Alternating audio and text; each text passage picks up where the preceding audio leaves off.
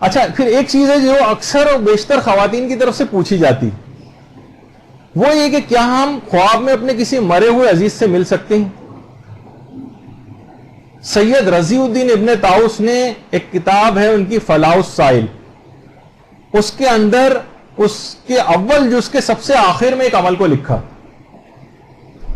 کہ امام فرماتے ہیں کہ جو شخص بھی مرنے والے کو خواب میں دیکھنا چاہے وہ پاک بستر پہ جائے، دیکھیں پھر پاک بستر پہ جائے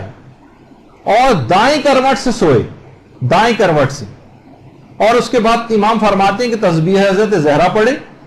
اور اس کے بعد پھر ایک دعا پڑھے جو اللہم انت الحی الذی سے شروع ہوتی، اور یہ نیچے تک ہے کیونکہ دعا ذرا تھوڑی سی بڑی ہے لیکن اسکرین پہ ڈسپلے ہو رہی ہے اور آپ اس کے بعد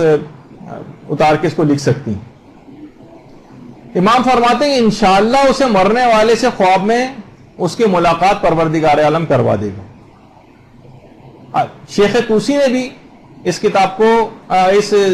دعا کو لکھا ہے، البتہ انہوں نے وہ آداب نقل نہیں کیے جو کہ فلاح السائل میں ابن طاؤس نے نقل کی، لیکن دونوں نے بات ایک ہی لکھی۔ تو یہ دعا کیونکہ بڑی ہے اس وجہ سے ہمارے پاس اس وقت نہیں ہے، یہ آپ اس میں سے دیکھ کر بھی اتار سکتی ہیں۔ اچھا اب ایک بات اس سلسلے میں اور علماء نے اس کا تجربہ بھی کیا ہے، خالی اس والی کا نہیں بلکہ اگر واقعی کسی کو صدق دل سے اگر اس دعا کو کیا جائے۔ آقا تقی بہلول جو کہ ایران کے ایک عظیم عالم دین تھے اور ظلم و استبداد کے خلاف ان کی ایک جد و جہد کی پوری عبارت ہے، 100 سال سے زائد ان کی عمر تھی اور 50 سال سے زیادہ انہوں نے قید خانوں میں وقت گزارا، اور قید میں ان کو کاغذ اور قلم رکھنے کی بھی اجازت نہیں تھی، اور ان کا حافظہ اس قدر قوی تھا کہ انہوں نے قید کے دوران ہی اہل بیت کی شان میں 2 لاکھ اشعار کہیں، اور یہ خود فرماتے ہیں کہ 2 لاکھ اشعار کیونکہ کاغذ اور قلم بھی میرے پاس نہیں ہوتا تھا تو میں اپنے حافظے میں ان کو محفوظ رکھتا تھا، اور خود تحدیث نعمت کے طور پر یہ بات فرماتے تھے کہ شاید میرے جیسا حافظہ پوری دنیا میں کسی کا بھی نہ ہو، اور خالی یہ نہیں بلکہ قرآن اور صحیفہ کاملہ اور نہج البلاغہ اور تمام احادیث کی کتب یہ سب زبانی یاد تھی، اور یہ خود اتنی عظیم شخصیت تھی، کئی دفعہ پاکستان بھی آئی تھی، پاکستان میں آتے تھے، ملیر کے علاقے میں رہتے تھے، سفارت خانے کے اور افراد کونسلیٹ کے افراد ایران کے سخت پریشان ہوتے تھے، بغیر بتائے آ جاتے تھے، ان کی حفاظت کے لیے وہاں پر پہنچتے تھے۔ بہرحال اور جب ان کا انتقال ہوا ہے شیخ تقی بہلول کا تو آیت اللہ خامنئی نے ان کے انتقال پہ ایک تعزیتی پیغام بھی بھیجا تھا، بلکہ لکھا تھا تعزیتی پیغام، اور کہا تھا کہ 100 سال کی ان کی زندگی میں 90 سال انہوں نے عبادت خدا اور لوگوں کی خدمت کرتے ہوئے گزاری، اور ان کا خود آیت اللہ خامنئی فرماتے ہیں کہ ان کا زہد، ان کا تقوی اور ان کا مسلسل حرکت میں رہنا اور ان کا بے نظیر حافظہ اور ان کا ہمیشہ روزے سے رہنا اور ان کی شجاعت اور ان کی فصاحت اور ان کا اخلاق، ان تمام خصوصیات نے ان کو ایک استثنائی اور ایک ایکسپشنل انسان بنا دیا تھا۔ ان کے انتقال سے ایک صدی کی پوری تاریخ اٹھ گئی، یہ آیت اللہ خامنئی کے جملے تھے ان کے، 50 سال ملا جلا کر انہوں نے قید و بند میں گزارے۔ جب یہ خود فرماتے ہیں جب میں قید میں تھا تو مجھے اطلاع ملی کہ میری بیوی کا انتقال ہو گیا، ان کو اطلاع ملی کہ ان کی بیوی کا انتقال ہو گیا، اور کہہ رہے ہیں کہ اس کو میں بہت غم مناتا تھا اور 3 مہینے اسی طرح سے گزر گئے، اور میں اس کو یاد کر کر کے روتا تھا اور تڑپ کر خدا سے بارگاہ خداوندی میں دعا کرتا تھا، پروردگار تو مجھے اس کو خواب میں دکھلا دے۔ کہہ رہے ہیں کہ ایک دفعہ میں رات کو سویا، جب میں نے بہت تڑپ کے دعا کی اسی رات کو مجھے نیند آئی، کسی نے دروازہ کھٹکھٹایا، دیکھا ایک شخص کھڑا ہوا، کہا کہ تمہاری بیوی تم سے ملاقات کے لیے باہر کھڑی ہوئی۔ جب موت کے لیکچرز ہو رہے تھے اس میں بھی میں نے واقعہ سنایا تھا۔ کہہ رہے ہیں کہ میں فوراً باہر نکلا تو دیکھا کہ میری مرحومہ بیوی سبز چادر میں، جو انتہائی خوش رنگ چادر تھی سبز رنگ کی، وہ پہن کے کھڑی ہوئی تھی، کہا میں جنت سے تم سے ملنے کے لیے آئی ہوں اور مجھے آپ سے کام بھی تھا۔ انہوں نے کہا، پوچھا کہ تم کیسے آئی ہو مجھے یہ بتاؤ۔ کہنے لگی چھوٹے سے ایک سفید رنگ کے ایک جہاز میں آئی ہوں۔ اچھا یہ تو خیر آپ کو دکھانے کے لیے وہ والا جہاز نہیں کہ ہم نے اس کی تصویر کھینچ لی تھی، لیکن ایک تاکہ آپ کے دماغ میں نقش ہو جائے پورا واقعہ۔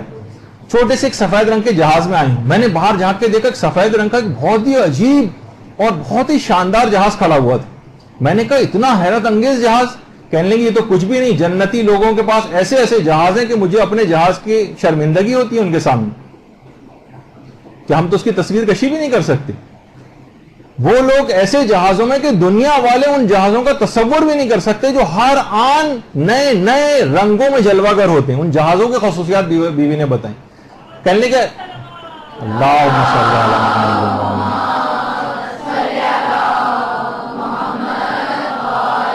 انہوں نے پوچھا کہ تمہیں مجھ سے کیا کام تھا؟ کہا کہ مجھے آپ کو یہ بات بتانی تھی کہ جب میرے اعمال کی جانچ پڑتال کی جا رہی تھی تو میرے ذمے کوئی قابل ذکر خاص گناہ نہیں تھا سوائے ایک گناہ کے جو قابل مواخذہ ہو گیا، اور وہ تھا غیبت کا گناہ. کہ میں جب عورتوں کے ساتھ بیٹھتی تھی اور ان کی باتیں سنتی تھی تو میں بھی کچھ غیبتیں کر دیا کرتی تھی. اپنی اس غیبتوں اور بدگوئیوں کی وجہ سے مجھے فشار قبر ہوا، اور فرشتے مجھے ایسی ارواح کے ساتھ رکھنے کے لیے لے جانے لگے جن پر قیامت تک فشار ہوتا رہے گا. اچانک سے ایک آواز آئی، کیونکہ اس کے دیگر اعمال بالکل صحیح تھے اور اس نے فقط صرف غیبتیں کی ہیں، اور دنیا میں اس نے بہت زیادہ مصیبتیں بھی اٹھائیں، لہٰذا ان کو مجرمین کی ارواح کے ساتھ مت رکھو، ارواح مومنین کے ساتھ رکھو، لیکن اس سے وعدہ لو جب تک یہ جن افراد کی اس نے غیبت کی ان کو راضی نہ کر لے گی، جب تک اس کو جنت میں داخل نہیں کیا جائے گا. اب ایک بہت بڑے باغ میں جہاں مجھے داخل کر دیا گیا، جہاں میں نیک ارواح کے ساتھ رہتی ہوں، لیکن مجھے قیامت تک کی مہلت دی گئی. اگر میں نے ان کو راضی کر لیا، مجھ سے ہی کہا گیا ہے اگر اس نے ان کو راضی کر لیا تو قیامت میں سے جنت میں داخل کیا جائے گا، اور اگر یہ ان کو اپنے غیبت کرنے والوں کو راضی نہ کر سکی تو قیامت میں ایک لمبے مقدمے کا سامنا ہوگا اور ایک مدت تک جہنم میں رہنا پڑے گا. میری خواہش تھی کہ آپ میرے علاقے میں جائیں اور وہاں اعلان کروائیں کہ جس کا بھی مجھ پر کوئی حق ہے، جس کی میں نے غیبتیں کی ہیں، وہ مجھے معاف کر دیں. اور مجھے جانے سے پہلے اس نے کہا کہ میں آپ کو خوشخبری بھی دیتی ہوں کہ آپ کو جلد ہی قید خانے سے رہائی بھی ملنے والی ہے، اور آپ مجھے دعاؤں میں فراموش نہ کیجیے گا. وہ مرحومہ بیوی کہہ رہی ہیں. بہلول شیخ تقیہ بہلول کہنے لگے کہ کچھ دیر میں نے کہا کہ تم اور رک جاؤ. اس نے کہا نہیں، نماز جماعت کا وقت نکل جائے گا. کہنے میں حیران رہ گیا. میں نے پوچھا کیا جنت میں بھی نماز جماعت ہوتی ہے؟ اس نے کہا ہاں، 5 وقت کی نماز ہوتی ہے. میں نے ان سے پوچھا کہ پیش امام کون ہوتا ہے وہاں پر؟ کہا کہ پیش امام کو تو ہم نے آج تک نہیں دیکھا، ہم ایک بلند آواز سنتے ہیں، اسی کی مطابقت کرتے ہیں اور انہی آوازوں کے مطابق جو ہے وہ ہم نمازوں کو اپنی ادا کرتے ہیں. تو انہوں نے کہا کہ اور مسلمان بھی تو 5 وقت کی نمازیں پڑھتے ہیں. تو ان کی بیوی نے کہا کہ صرف محبان اہل بیت کی نمازیں قبول ہوتی ہیں، اور اللہم صلی علی محمد وعلی محمد.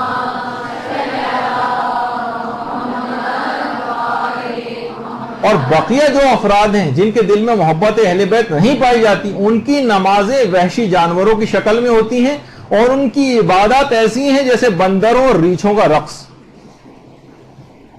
یعنی عالم معنوی میں وہ اس انداز کی نظر آتی ہیں، اور ان کی فقط اتنی نمازیں قبول ہوتی ہیں جتنی پرسنٹیج محبت اہل بیت کی ان کے دل میں پائی جاتی ہے، اتنی پرسنٹیج قبول ہوتی ہے.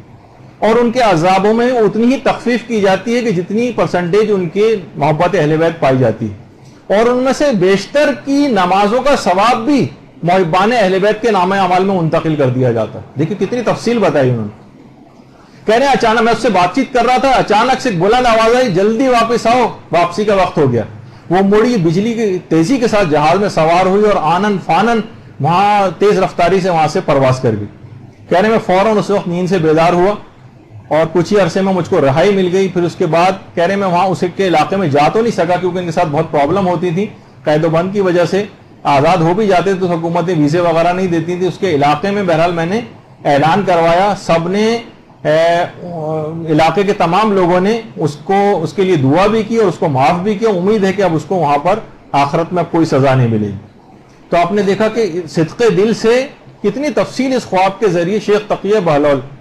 یعنی جن کی پوری زندگی ایسی گزری، لیکن کیا ہے کہ اس کا نتیجہ لیکن غیبت کا گناہ اتنا خطرناک، کوئی گناہ قابل ذکر نہیں تھا، صرف یہ گناہ اتنا زیادہ تھا کہ اس کو فشار بھی ہوا، اور جب تک اس سے معافی نہ منگوا لی گئی تب تک اس کو فشار کی اس حالت کے اندر کافی عرصے تک رہنا بھی پڑا، اور قیامت کے اندر بھی اس کے ساتھ یہ ہوا کہ جب تک وہ اپنے آپ کو معاف نہیں کروا لے گی جب تک جنت میں داخل نہ ہوگی. تو بہرحال تو یہ ایک بات رہی تاکہ اس کے اندر ایک سبق آموز بات بھی آ جائے. خواب کی باتوں کا مقصد خالی یہ نہیں تھا کہ کوئی آپ کو قصے کہانی ادھر ادھر کے سنا کے وقت پاس کیا جائے، بلکہ اندر کچھ اخلاقی پیغامات وغیرہ بھی.